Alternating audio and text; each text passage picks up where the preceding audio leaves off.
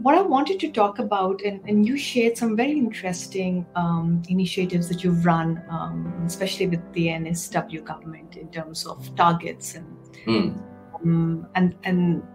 the initiatives you put for women leadership.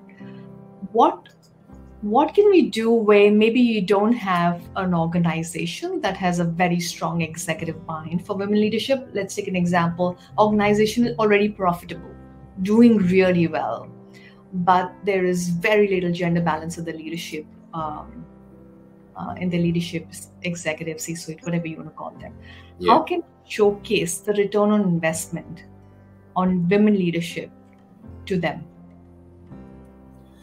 Yeah, it's a good question. I think particularly these days, we're seeing more and more media for, and not always positive, sometimes negative media, where there are organisations that don't have good gender balance or don't have good diversity, particularly as they go higher.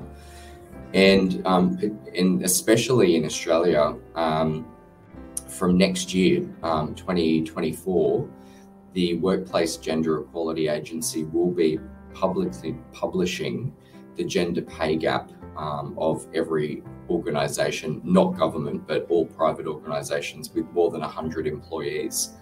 And whilst there's probably some of those organisations that do have only males at the top, and there could be females that are at more junior levels, that will just showcase even more the gap between the genders, the pay gap, I should say, between the genders.